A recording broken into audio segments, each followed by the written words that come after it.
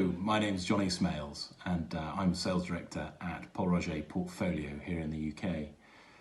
I'm talking to you from home up in Yorkshire on a cold but bright winter's afternoon, and I wanted to share with you Paul Roger's Brut Vintage 2013. This is the wine we were hoping to show at the Champagne Academy's alternative Cuvee tasting, and it's a real shame we can't all get together and taste these brilliant wines. The alternative Cuvée tasting is a really good opportunity to taste some champagnes that don't quite get the same limelight as the core non-vintage styles. So today I wanted to talk to you a little bit about Brut Vintage 13 and why we've chosen it for this tasting. So as you're probably all aware, Champagne as a region is a fairly northerly one. It lies at 49 degrees latitude and effectively on the cusp of where you can grow grapes effectively. So not every summer is a five-star vintage, and therefore the Champenois have come up with a great way of making great wine every year by blending different years together. And that's the essence of non-vintage champagne. So not only do they blend different grape varieties together from different plots, but for the essence of non-vintage, you blend in different years. And that helps to maintain a consistent house style. So if you buy a bottle of Paul Roger Brut Reserve this year or in 5 years' time, it won't be the same wine, but it'll be a very similar style. However, when we get really good growing conditions in our vineyards, we declare a vintage. So the grapes grow effectively through the summer. They are hand harvested in September usually, although in recent times it's been a bit earlier than that. And then they go through the first fermentation. The following January or February, that's where we put the various different wines together, all the different plots, all the different grape varieties.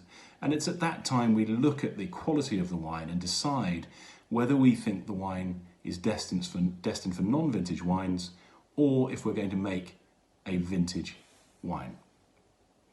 The one I've got in front of me here is Brut Vintage 2013. This is a marriage of 60% Pinot Noir and 40% Chardonnay.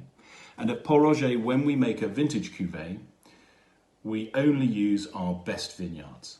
So these grapes were sourced from Grand Cru and Premier Cru vineyards. Imagine a very broad pyramid. The vast majority of vineyards in Champagne are Appellation Contrôlée, sort of bog standard Champagne, if you will. And then a very small number are Premier Cru, and a very small number are classified as Grand Cru. So 60% Pinot Noir, 40% Chardonnay, all grown in the summer of 2013. What can we tell you about this wine? Well, generally with vintage wines, because of where they're from and because of the nature of the high percentage of Pinot Noir, they're generally more robust than non-vintage styles. So let's give this a go. On the nose, it is much more expressive than the non-vintage. It really jumps out of the glass. It is that sort of hint of red fruits, but very citrusy, beautiful white flower, peach, little hint of bready, brioche type notes coming through as well. So let's see on the palate.